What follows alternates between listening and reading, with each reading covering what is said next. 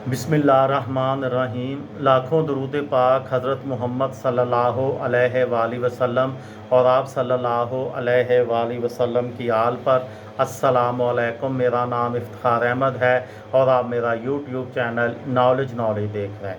कराची के मतलब एक सीरीज़ शुरू की हुई है, उस कराची के नेपियर रोड के मतलब आज की वीडियो का अनवान है नेपियर रोड का हुस्न।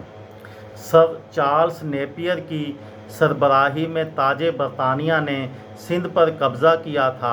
उन्होंने सिंध का दारुल हुकूमत हैदराबाद से कराची मुंतकिल किया। बंदर रोड से ली मार्केट तक की सड़क उनके नाम से मंसूब की गई।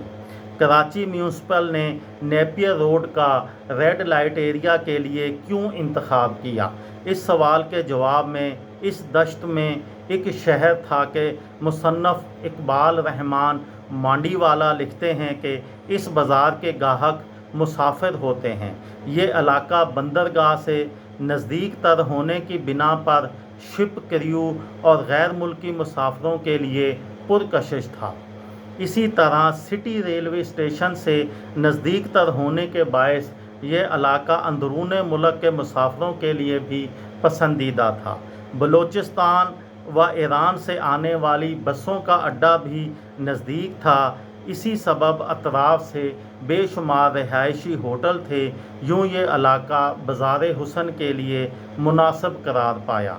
तमाम तर कानूनी तहफ़्फ़ुज़ के साथ ये बाज़ार हुस्न भी हिंदुस्तान में कदीम ज़माने में से फ़न आदाब व रवायत के साए तले परवान चढ़ा, जहाँ रक़्स व मौसीकी की दुनिया पूरी आबो ताब से कायम हुई और साथ कहबा खाने भी चले।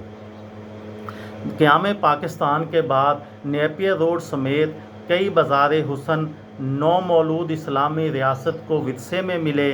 इस दश्त में एक शहर था कि मुसन्नफ़ इकबाल रहमान मांडीवाला लिखते हैं कि कभी उनकी सरपरस्ती उस दौर के नवाब और राजा करते थे, मगर क़याम पाकिस्तान के बाद जब नवाबों और राजाओं की राज दहानियाँ ख़त्म हो गईं तो नेपियर रोड का इलाका कराची में बनने वाली फ़िल्मों के लिए फ़नकार तैयार करने की नर्सरी बन गया।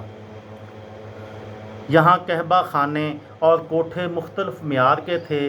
तमाशबीन किसी कदर महज़ब और खुश ज़ौक़ थे। इस एतबार से यहाँ मुख्तलिफ़ कोठों पर मुजरा होता था। जब सरशाम अतराफ़ की मार्केटें बंद होने की तैयारी में होती तो यहाँ ज़िंदगी में बेदारी की लहर आती और बिल आखिर और बाला खानों से आती घुंघरुओं की छना छन का हल्का फुल्का आगाज़ होता और जूं जूं चांद बुलंद होता इस मार्केट की रौनक को एक के बाद एक चांद लगता जाता। घुंघरुओं की छना छन बढ़ती, बालकोनियों के दर खुलते और मुजरे से कबल की रिहर्सल शुरू हो जाती, जो दरअसल तमाशबीनों को मुतवज्जा करने का एक अंदाज़ होता। कहीं कहीं रक्कासा रक्स करती, घुंघरुओं की छनाछन बखेरती बालकोनी में आ जाती। ये थी मेरी आज की वीडियो।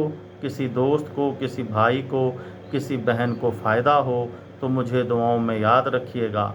दिल दिल पाकिस्तान, जान जान पाकिस्तान। अस्सलामु अलैकुम।